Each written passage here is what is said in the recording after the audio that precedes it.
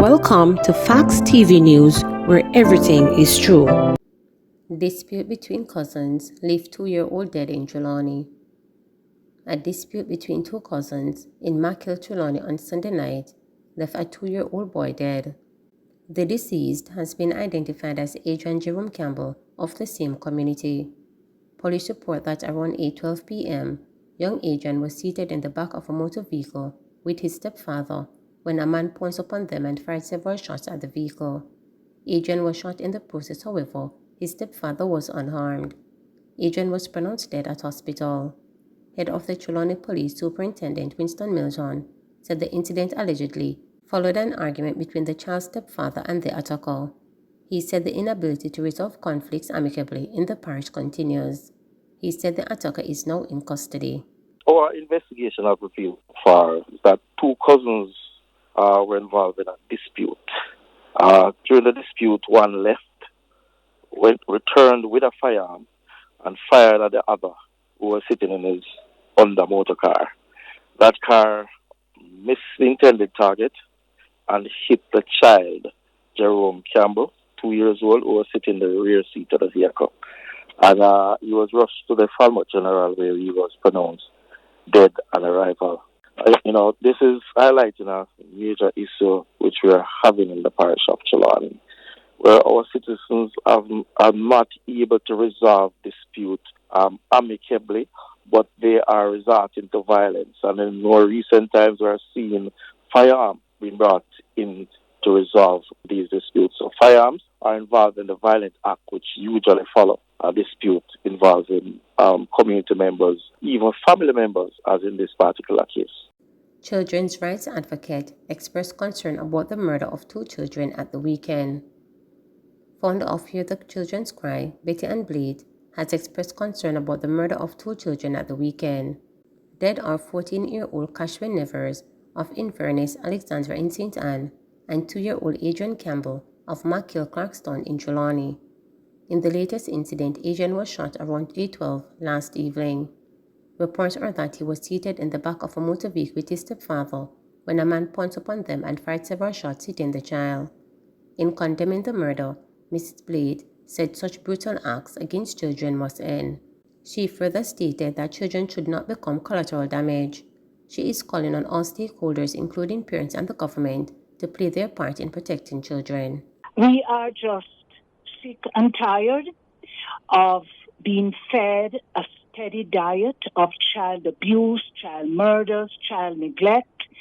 And we are asking the question, how are we going to fix this? How are we going to fix it? We must fix it. And the truth is, that parents are the first line of defense for the protection of their children. So we have to put the emphasis on parental responsibility, parental accountability, that children must be better supervised.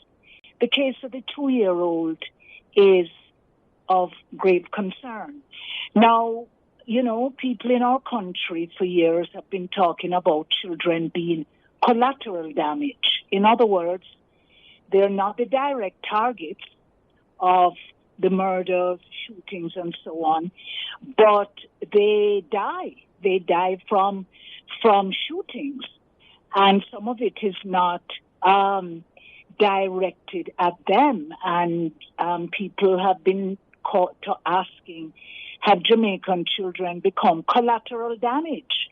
And that's a question we have to ask. Are we satisfied that our children are being slaughtered this way?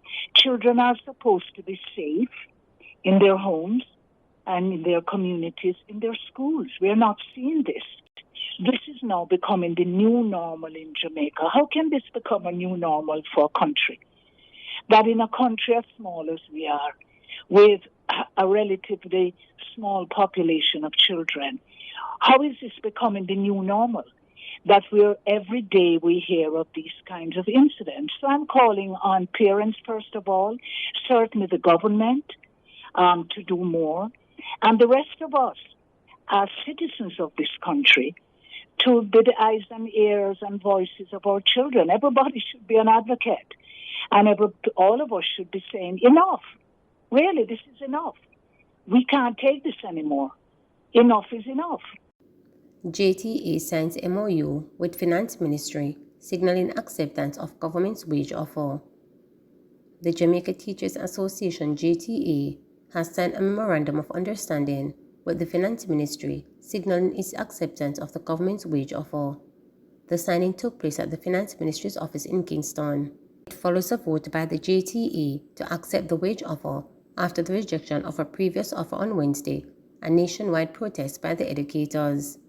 JTA President-elect Leighton Johnson signed the MOU after President Sandra Harrison opted not to. He said the association decided to accept because there was an improvement in the offer.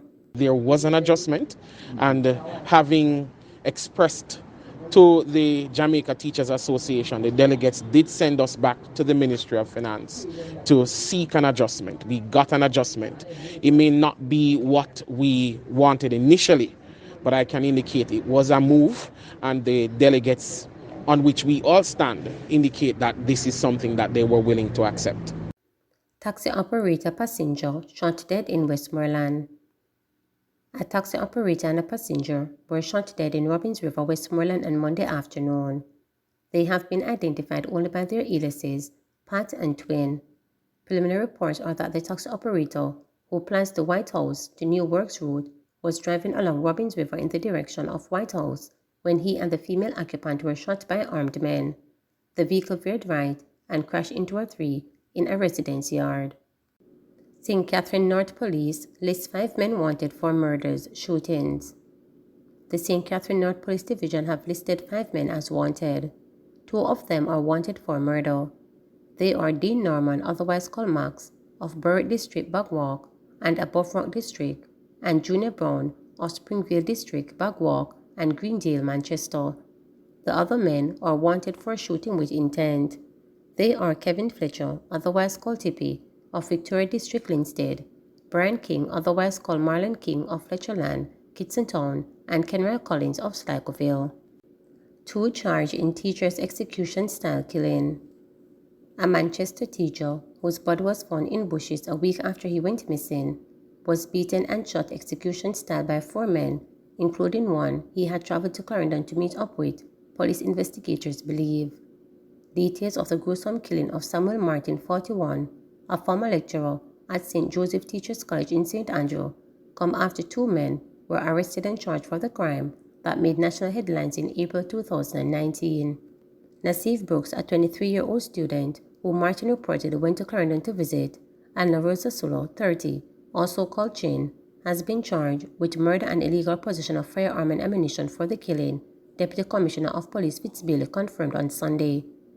The new firearms law was not on the books at the time of the killing. The 2 young men, who are from Junco Crescent in Clarendon, are expected to appear before the Home Circuit Court. Martin's decomposing body was found with the hands and feet bound in bush along Junco Crescent on April 25, 2019, a week after he was reported missing and meters from where his car was found days earlier. According to investigators, the educator left his family home in Manchester and drove to Brooks' home at 26 Junco Crescent. While inside the house, Martin was surprised by 3 other men armed with handguns. It is alleged that he was beaten, his hands and feet were tied, and items of clothes used to gag his mouth.